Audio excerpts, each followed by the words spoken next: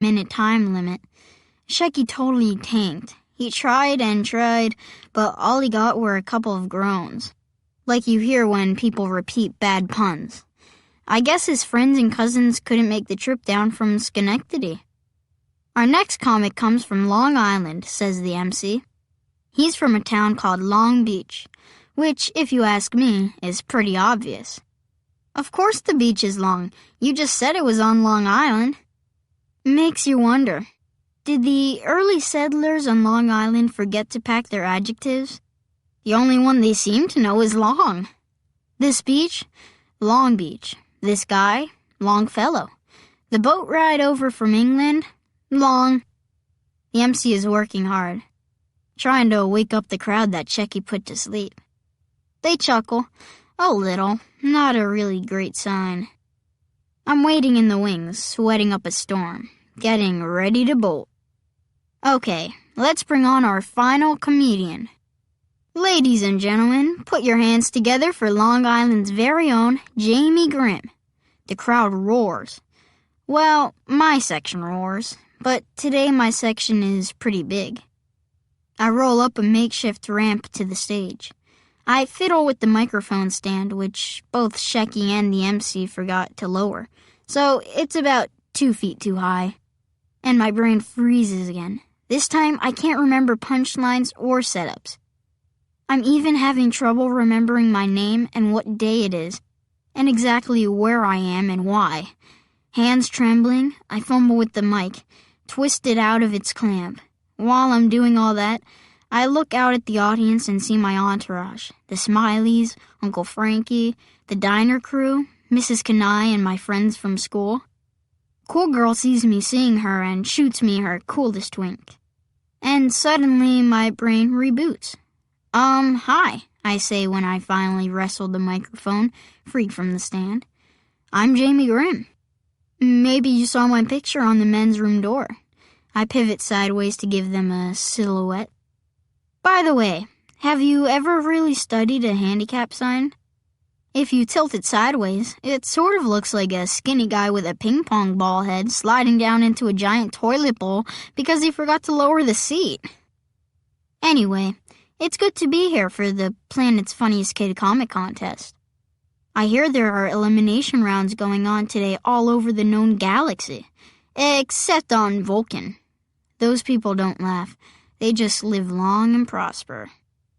The audience is laughing, so I improvise a quick bit on some other people who never laugh. I think my adoptive family is part Vulcan. They're here today. Very nice people, but they never ever laugh. My apologies to all my fellow comics. Those people who were not laughing at any of your jokes earlier, that would be my family. The crowd laughs. And then there's my adoptive brother. Yep. There's something about being alone in the spotlight that makes you feel like Superman a billion miles away from the nearest kryptonite. I am actually going after Stevie Cosgrove. I wouldn't call him a bully. Let's just say he's mean as a snake. No offense to snakes. When he was a baby, he punched out a goldfish for looking at him the wrong way, which, you know, fish kind of have to do because their eyeballs are on the sides of their heads. I do a funny fish face, and the audience cracks up. How mean is he? I'm thinking about getting a dog just so he'll have something to kick besides me. The other day I learned he's also a blogger, which, of course, is just 2 letters away from being a booger. The audience applauds. I smile.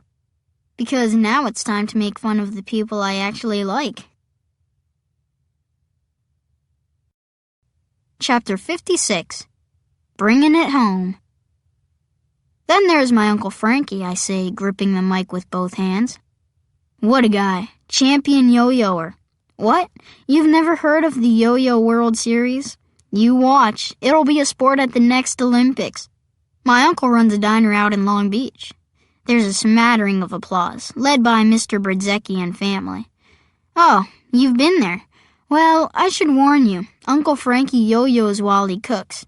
His extra crunchy biscuits, baked yo-yos, his spaghetti, used yo-yo strings, his ring dings, chocolate-covered yo-yos. I shield my eyes with one hand and peer into the crowd. Some of my friends from school are here today. Yep, there's my pal Pierce. The guy's a genius. He's so smart, he's counted to infinity, twice. But hey, the guy's a little nerdy. It's not like he's busy doing anything else. The audience is really with me now. It feels better than guzzling a 6-pack of Red Bull. And my other best friend is here too, Gaynor. What can I tell you about Gaynor? The guy has a nose ring and tattoos. Couple of things you never want to hear in the tattoo parlor. Eagle? I thought you said beagle. There are 2 O's in Bob, right? And then there's my new friend, a very cool girl from school. The other day she got super serious and asked me if I could take a whiz. I'm serious. She wanted to know if I could pee. I toss up my hands to show how confused I was. Then I imitate cool girl's voice. Be serious for 5 seconds, Jamie. I need to know. Can you tinkle? So I went ahead and made her day. I peed my pants. Now the audience is howling. I am so jazzed, I slam into a manic mashup of all my best stuff, while popping wheelies on a few of the punchlines. Teachers say our future depends on our dreams, but they won't let us sleep in class. Illiterate, write today for free help. My friends say I never listen, or something like that. If you can't laugh at yourself, I'll do it for you. I do some funny accents, nailing Mr. Berdzecki on United Nations Beach. I waddle out a few penguin jokes. I make fun of the Smiley's dog. I introduce the crowd to the zombies in the hood. And since we're in New York City, I end with the Statue of Liberty. The crowd goes crazy, erupting with laughter and applause. Finally, it's time for me to take a bow, and I do, because I'm funny. Chapter 57. Look at me, I'm the comedy king of the world. Cue the theme from Rocky. It feels like the whole world is clapping and cheering for me. They won't let me leave the stage. The audience keeps screaming and making noise and chanting, Jamie! Jamie! The MC finally rushes up and grabs the microphone. Ladies and gentlemen, Jamie Grimm! Jamie Grimm, ladies and gentlemen.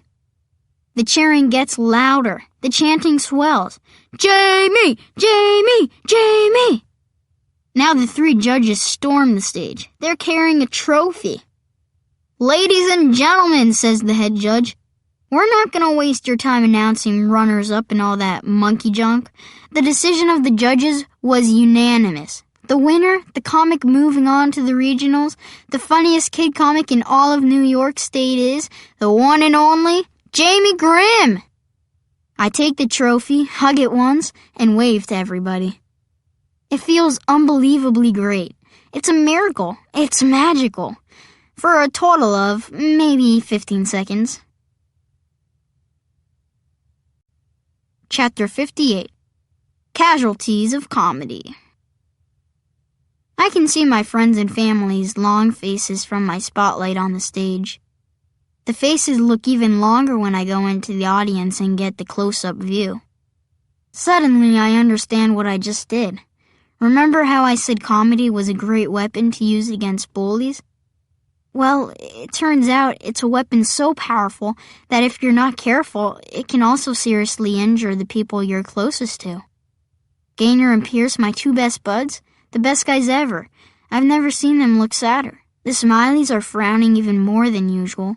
Stevie, of course, is scowling at me. Cool girl? She's hiding it better than the others, but I can tell she is totally crushed that I would take our private, extremely personal conversation and make fun of it. Who would do something like that? An insensitive idiot. That's who. Poor Uncle Frankie. How could I say those mean things about him and his diner? He's the one who told me that I had talent, said I had a gift. And today, I used it to trash his diner and his yo-yo, the 2 things he loves. They all look so disappointed in me. And to be honest, I'm pretty disappointed in myself, too. Was it worth hurting my true friend's feelings to win a dumb trophy? And what about Mrs. Kenai? I'd poked fun at her bleaching her facial hair. What'd she ever do to deserve that? today wasn't a school day, but I definitely learned a lesson. If I ever get up on stage again, don't count on it. I will stay away from the mean-spirited stuff.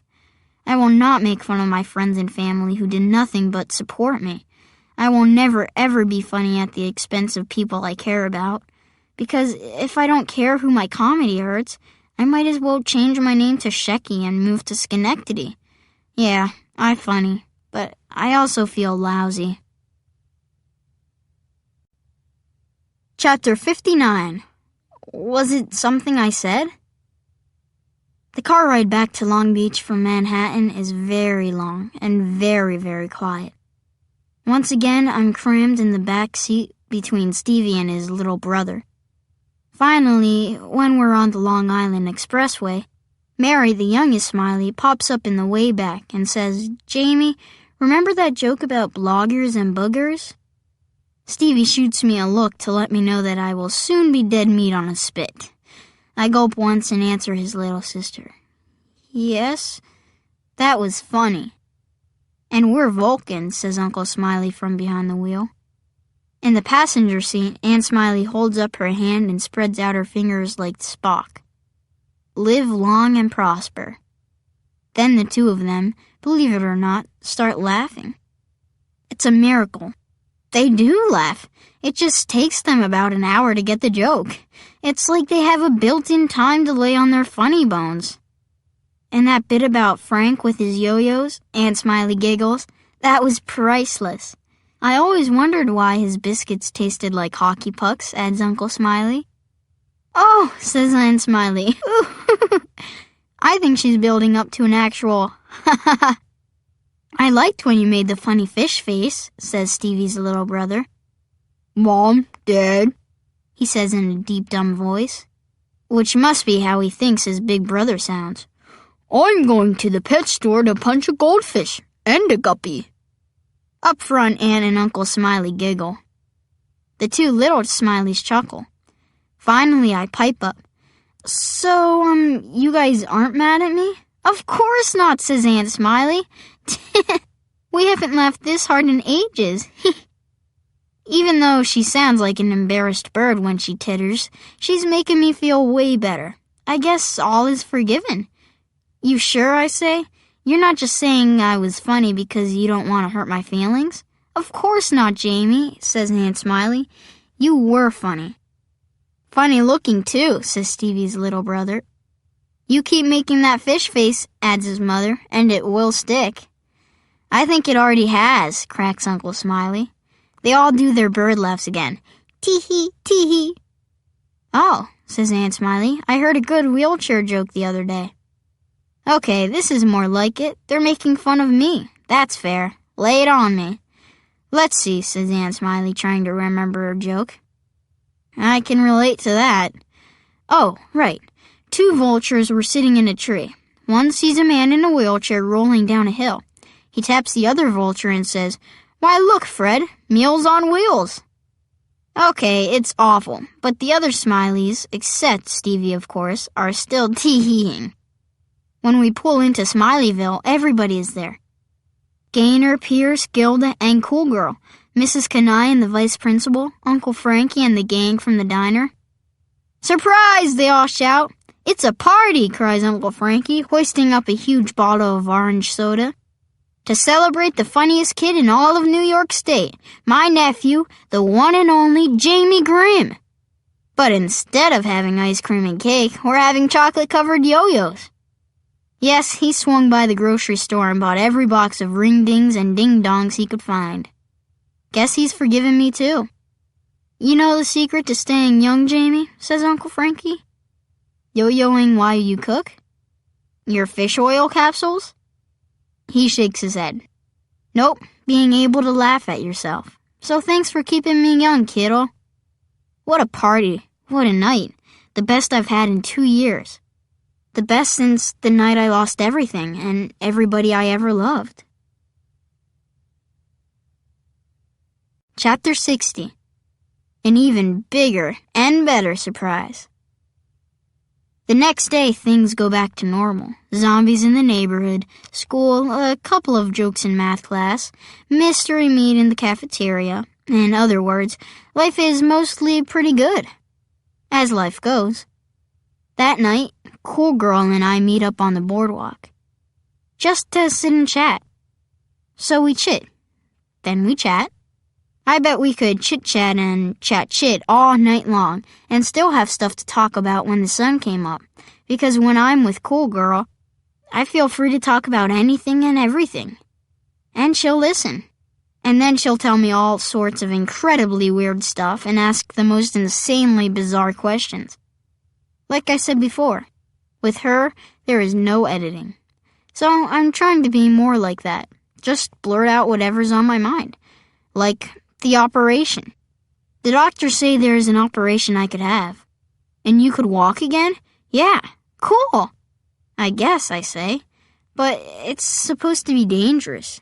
It could, make things even worse. Paralyze more junk. I move my hand up from my lap to my waist to my chest. She gets the picture. Oh, not cool. Yeah. Plus, no insurance company would ever pay for it anyway. It's what they call an experimental procedure. Would it paralyze your lips? Huh? This operation, would it make your lips go all limp and floppy? I shrug. I don't know. No? I guess if they cut the wrong nerve or something. Well, she says, scooting to the edge of the bench, moving in so close I could count the freckles on her face, if I wasn't so busy staring into her eyes. I don't want to risk it. I swallow hard. Risk what? Missing this. She closes her eyes and kisses me. It's soft, gentle, unbelievably gentle, actually. And it's over way too quickly. But I'll never forget it. Never, ever, ever. Even if I have that operation and it paralyzes my brain. Because you never forget your first real kiss. Well, not me anyway. Hey, I'm just a kid from Cornball, remember? Chapter 61. Remembering Another Night. I guess I'd better head home, says Cool Girl. After we both sigh and gaze at the twinkling stars for a while. I'll walk you home, I say. She laughs. I thought you said that would require a medical miracle. True, I say as we shove off. And like I said, insurance companies aren't big on paying for miracles. We make our way up the boardwalk. She rests her hand on my shoulder. This is how we can stroll hand in hand while my actual hands are busy pumping rubber. She really is a good friend. I trust her in a way I don't trust anybody else. And so I finally tell her. It was at night, I say. What was? What happened? The car wreck. We were driving along the Storm King Highway. Where's that? Oh, it's one of the most scenic drives in the whole state, I say somewhat sarcastically. Route 218, the road that connects West Point and Cornwall, up in the highlands on the west side of the Hudson River. It's narrow and curvy and hangs off the cliffs on the side of Storm King Mountain, an extremely twisty two-lane road, with a lookout point and a picturesque stone wall to stop you from tumbling off into the river. Motorcycle guys love Route 218. We stop moving forward and pause under a street lamp. But if you ask me, they shouldn't let trucks use that road. Cool Girl looks at me. Go on, Jamie, she says gently. And so I do. Like I said, it was night, and it was raining. We'd gone to West Point to take the tour, have a picnic. It was a beautiful day, not a cloud in the sky until the tour was over. And then it started pouring. Guess we stayed too late. Me, my mom, my dad. Now I bite back the tears. My little sister Jenny. You would have liked Jenny. She was always happy, always laughing. We were on a curve. All of a sudden, this truck comes around the side of the cliff. It's halfway in our lane and fishtailing on account of the slick road. My dad slams on the brakes, swerves right. We smash into a stone fence and bounce off it like we're playing wall ball. The hood of our car slides under the truck, right in front of its rear tires. Tires that are smoking and screaming and trying to stop spinning. I see it all again in slow motion. The detail never goes away. They all died, I finally say. My mother, my father, my little sister. I was the lucky one. I was the only one who survived. Chapter 62. I am the lucky one. Now that I finally started talking about it, I can't stop.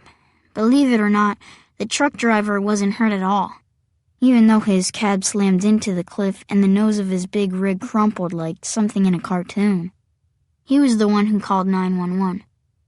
While we waited for the police to show up, he kept circling close to me, kept telling me how he was so sorry and how he hadn't seen us coming. The state police came, and then an ambulance, fire trucks. I remember the flares and lots of swirling, flashing lights. The paramedics told me not to move, to keep my head perfectly still.